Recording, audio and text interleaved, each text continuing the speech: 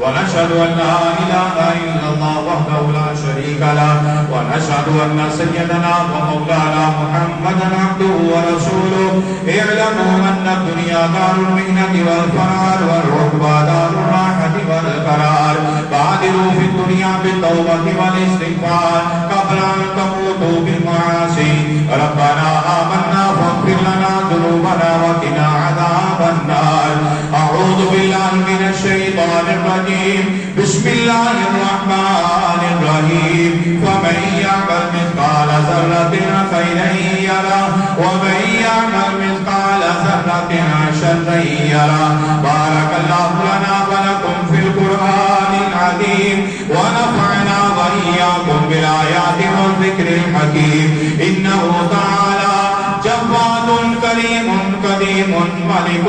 بر رؤوف رحيم